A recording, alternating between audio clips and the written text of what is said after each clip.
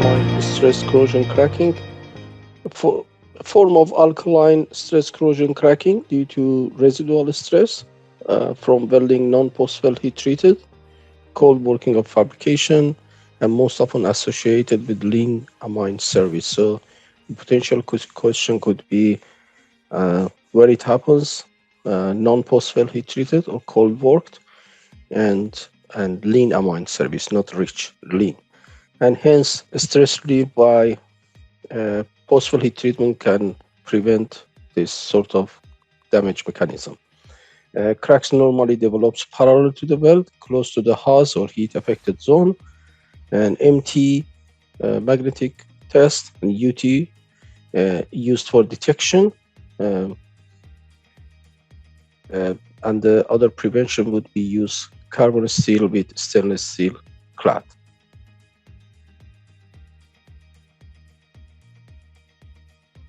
Next one is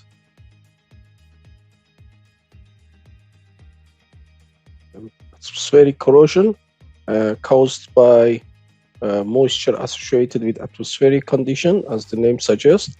Marine environment, 20 mil per year, but most corrosive, by rural dry, 1 mil per year is the least corrosive. So this could be a potential exam question. Corrosion rate increases with temperature up to 250 degrees Fahrenheit, and above 250 degrees Fahrenheit, surfaces are usually too dry for corrosion to occur except under insulation. So this could be, all this highlighted portion could be a potential exam question. Say they might ask what is the marine environment corrosion rate or a rural dry environment corrosion rate, and up to what temperature the corrosion rate increases. Uncoated metal experience a general corrosion, while metals with damaged coating experience localized corrosion. Apply coating for prevention, and you can use VT, RT, or UT for detection or thickness measurement. And this shows one of the atmospheric corrosion. I see the coating has gone, and there is extensive corrosion here. Brittle fracture, it's a sudden rapid fracture with no deformation or ductility. That's the nature of brittle fracture. And cracks are straight, non-branching, with no plastic deformation. Contributing factors are fracture toughness values, flows and residual stress or applied stress, higher grain size, and thicker material. Brittle fracture occurs only at temperatures below the Sharpie impact test transition temperature or ductile to brittle transition temperature. For example, thick-walled equipment, brittle fracture during startup, shutdown, or hydro test. Main concern is then obviously is during a startup, shutdown, or hydro test, tightness testing of thick structure, pressure vessels or piping. Cracks will typically be straight, non-branching, and largely devoid of any associated plastic deformation, as we said before, to prevent, control the operating condition, pressure, temperature, minimizing pressure at ambient temperature during startup and shutdown, and periodic inspection at high stress location.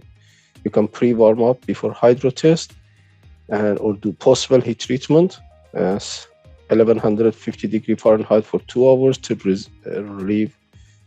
release residual stresses. And you can use MTPT to detect pre-existing surface cracks.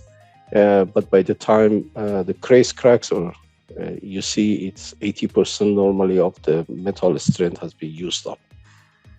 So you can see here the brittle fracture, which is very brittle. There is no plastic deformation here. And then this side is the ductile fracture. So the remaining metal which remained there, it was too thin to withstand the pressure or the load, and then it totally failed. So this was a straw. Caustic corrosion, localized corrosion, groove or localized caustic gouging due to concentration of caustic or alkaline salts. Related mechanism is departure from nucleate bonding, DMB, best prevented through proper design and minimizing hot spots. So proper design, this can be a potential exam question. What is the best prevention, VT, UT, and corrosion coupon to detect? And as you can see here, caustic is seeping out through the cracks, and it's like a white salt, readily visible. Next one is caustic stress corrosion cracking. Is characterized by surface-initiated cracks at elevated temperature, primarily adjacent to non-post-well heat-treated wells. Carbon steel, alloy steel, and 300 series are susceptible. And this can be a potential question. What is the caustic concentration sufficient to cause cracking? Is 50 ppm to 100 ppm. And thermal stress relief is effective post-well heat treatment, preventing caustic.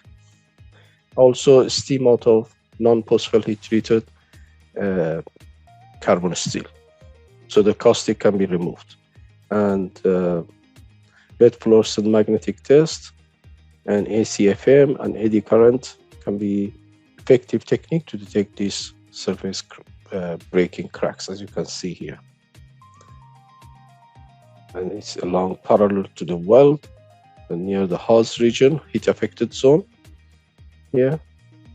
Chloride stress corrosion cracking, surface initiated crack again under the combined action of tensile stress, temperature, and an aqueous chloride environment. Cracking usually occurs at temperatures above 140 degrees Fahrenheit. Can be potential exam question at what temperature, above what temperature it occurs. And surface initiated cracks caused by combined action of tensile stress, temperature, as we said, and it's one of the most common reasons why static stainless steel pipework and vessel deteriorate in the chemical processing and petrochemical industries. Nickel content of alloy has a major effect on resistance. The greatest susceptibility occurs in stainless steel with a nickel content of 12 to 12%, and nickel alloys are alloys which are above 30%, and nickel alloys above 45% are nearly immune. So this can be a potential question. Above 45% are nearly immune to this type of damage mechanism. And characteristic stress corrosion cracks have many branches and may be visually detectable by crazed cracked appearance of the surface with spider web appearance. So they could say, what is the characteristic of this? It's a crazed crack appearance or a spider web appearance.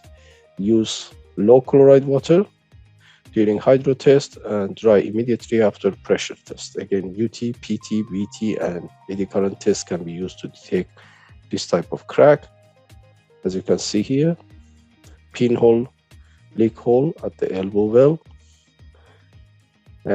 Cooling water corrosion, so caused by dissolved salts, gases, organic compounds, or microbiological activity in cooling water system.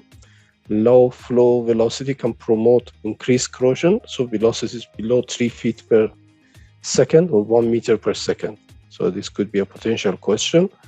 When the velocity is low, fluid velocity below 3 feet per second, likely to result in fouling, sedimentation, and increased corrosion in fresh and brackish water systems. If process site temperature is above 140 degrees Fahrenheit, scaling potential exists with fresh water and become more likely as process temperature increases and as cooling water inlet temperature rise. Brackish and saltwater outlet temperature above 115 may cause serious scaling. And when connected to a more anodic material, titanium might suffer severe hydriding in brittle wood. So here, the only time when titanium would corrode is under this damage mechanism. Appearance in grooving along the weld fusion lines, wavy or smooth corrosion at nozzle inlets or outlets. Localized corrosion may result crevice corrosion or microbiologically induced corrosion, MIC. Cooling water should be on the tube side to minimize stagnant areas. So this can be a potential question. Cooling water should be on the shell side or tube side. The answer would be tube side. Inspection by fluid sampling for pH, acidity, oxygen content, and contamination. As you can see here, a lot of fouling happened due to stagnant water in the internals of that. And you can see that here at the top, the thickness reduced. Corrosion under insulation can occur where water gains access, resulting from water trapped under insulation or fireproofing. Corrosion becomes more severe at metal temperature between 212 and 250, where water is less likely to vaporize and insulation stays wet longer. Closed cell foam glass materials. So this could be a potential exam question. What is the range that it's got the highest corrosion rate? Is 212 to 250 degree Fahrenheit. Above 250 again is to get dried up. So that temperature is got still the water plus the high temperature that increase the corrosion. Closed cell foam glass material hold less water, and since compared to mineral wool and potential less corrosive, low chloride insulation should be used on 300 series stainless steel to minimize the potential for pitting and chloride stress corrosion cracking. And corrosion under insulation has a rough, uneven, somewhat pitted appearance, usually covered with a loose, flaky, non-protective scale attached. Telltale sign of corrosion under insulation include insulation jacketing damage, bulges or staining of insulation or jacketing, missing bands, coating damage, or vegetation growing out of insulation. Bulges may indicate corrosion product buildup. Insulation plugs removed for UT thickness measurement should be promptly replaced and sealed. Inspect by UT, RT, neutron, backscatter, and infrared thermography imaging for identifying wet insulation, because there would be a temperature difference. You can see this insulation has been removed and you can see severe corrosion. This is at the bend, you can see, and there is another bend. You can see that there is corrosion under insulation. Erosion-Corrosion, characterized by local loss in thickness in the form of pits, grooves, gullies, waves, rounded holes, and valleys. As often, these losses often exhibit a directional pattern. This could be a potential exam question. What is the morphology of it, this damage mechanism? For each environment material combination, there is often a threshold velocity above which impacting objects may produce metal loss. Increasing the hardness of that can reduce the rate of erosion damage, and erosion by water droplets in a steam system can be very damaging. Changes in shape, geometry, and material can help mitigate erosion and erosion-corrosion, and you can detect this by UT scanning and RT. And typical corrosion rates, there is a table in API 571 that shows typical erosion corrosion rate in seawater per mil per year, and titanium has 0 corrosion rate, while carbon steel has the highest corrosion rate. So it could be a question phrased along this line: which one has got the highest corrosion rate, which one has got the lowest corrosion rate, that sort of thing. As you can see, there is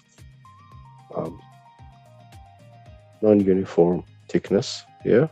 There is another picture here. High temperature hydrogen attack, exposure to hydrogen, obviously at elevated temperature and pressure. Hydrogen reacts with carbides in steel to form methane, CH4, which cannot diffuse through the steel. So how it happens? Hydrogen diffuses with carbides and form methane. This could be a potential exam question. Loss of carbide results in internal decarburization and causes an overall loss in its strength. This damage is irreversible.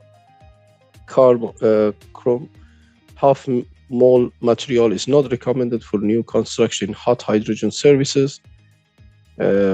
Resistance to HTHA increases the increase in alloy content, primarily in chromium molybdenum content of steel, as well as stress relief. Remember that this post-well heat treatment is always a good and most of damage mechanism can slow them down or prevent them. BTE for blisters on the inside surface may indicate a visual test, CH4 formation, and recommended temperature. There is a figure 3361 that shows partial pressure and as per API RP 941. And you can see here the cracks that developed. There is a microscopic version of this crack. It's another one, the craze cracks here. Hydrochloric acid corrosion associated with dew point corrosion, in which vapor containing water and hydrogen chloride condense from the overhead stream of a distillation, fractionation, or stripping tower. And this could be a potential exam question. We say the first water droplets can condense, that condense can be highly acidic because it's got low pH and promote high corrosion. Remember, low pH means very highly acidic. So say pH 2 or 3. And then pH 7 is neutral, and as you go up, pH 7 and up to 14 is alkaline, and pH below 7 is acidic, and as you go down, it's more acidic. Titanium performs well in oxidizing condition, but fails rapidly in hydrochloric surfaces. Corrosion-resistant nickel-based alloys should be used where necessary. So what should be used? These are all highlighted potential exam question. What are the detection methods? pH measurement for detection. As you can see, there's a picture of this damage mechanism.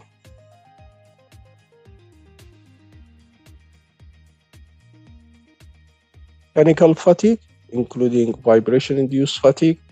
When a component is exposed to cyclic stress, either mechanical loading or thermal cycling for an extended period. Examples are dynamic loading due to temperature swing. What is the temperature swing limit? 200 to 300 degrees Fahrenheit. Say vibration, water hammer, or unstable fluid flow. Titanium carbon steel low alloy steel have endurance limits, 0.4 to 5 times of UTS, ultimate tensile strength. Below the stress endurance limit, fatigue cracking will not occur regardless of the number of cycles. So the question can be that which material have endurance limits. That would be titanium, carbon steel, and low alloy steel. You need, unfortunately, to remember this. And which, or might be the other one, which do not have this endurance limit. And you should remember that it's stainless and aluminum. Fatigue cracks usually initiate on the surface of notches or stress risers under cyclic loading, and finer grained microstructure tend to perform better than coarse grained, and heat treatment and such as quenching, tempering can improve fatigue resistance of carbon low alloy steel, and the signature markup that is a clamshell or beach marks. So this morphology you need to remember what it looks like. The best defense against the cracking, fatigue cracking, is good design. This could be a potential exam question that helps minimize the stress concentration of components that are in cyclic service. In high cycle fatigue, the time required for a crack to initiate or grow sufficiently to identifiable by NDE methods can be a majority of the fatigue life, roughly 80%, making detection before cracking and failure difficult, which means inspection really is not that effective to detect this fatigue because microstructural metallurgical change, and by the time you detect it, cracks that surface, or 80% of that is used, metal strand is used. As you can see here, there is a fatigue zone. It's like a clam or beach mark, and there is a final failure. This is sort of a ductile failure, and this is the sort of a used up by the metal strand by the fatigue, and it's originated from here. It's another picture, as you can see, clam or beach mark, and there is a ductile fracture here, as you can see. Sour water corrosion, acidic corrosion of steel due to acidic sour water between pH of between 4.5 to 5, 7 can happen. So it's a low acidic, it can happen. Streams with a pH below 4.5 indicate the presence of strong acid, which should be the main corrosion concern. So normally pH measurement can tell us if when the water is too acidic. Above a pH level of 4.5, a protective thin iron sulfide layer limits the corrosion rate, and copper alloys and nickel alloys are generally not susceptible. Copper alloys are, however, vulnerable to corrosion environment with ammonia. So when you should not use copper when there is an environment with ammonia. Process monitoring and control important. UT scanning and RT. And these are some pictures of this type of damage mechanism. You can see. Sulfidation is a chemical reaction of an alloy with sulfur in some form in its working environment, caused by H2S, hydrogen sulfide, other reactive sulfide species, formed by the thermal composition of sulfur compounds. Sulfidation is caused by reaction with sulfur compounds, high temperature. It's called sulfidic corrosion. It has a smooth, large, relatively uniformly corroded surface produced by sulfidation. Presence of hydrogen accelerates corrosion. In general, a resistance of iron and nickel-based alloys is determined by the chromium content. So chromium can prevent this. The more chromium, the better, because chromium reacts with hydrogen and sort of forms a layer, so sort of protect the base metal. Corrosion is most often in the form of uniform thinning. Upgrade to higher chromium steel, such as 9 chromium 1 mole. Experience has shown that 500 degree Fahrenheit to be the most useful service temperature above which to focus inspection. So above this degree, you have more danger of having this type of damage mechanism. VT, UT, and PMI, positive material identification used for detection. And there is a figures that show typical effects of temperature and high temperature sulfidation of steels for various chromium content. Accelerated corrosion due to silicon content. So the silicon content need to be limited. As you can see, these are the corrosion, the failure that happened. H2S damage, blistering, hydrogen-induced cracking, stress-oriented hydrogen-induced cracking, and stress corrosion cracking. Hydrogen blistering, hydrogen atom that forms during the sulfide corrosion diffuse into steel, and the pressure builds up to the point where the local deformation occurs, forming a blister.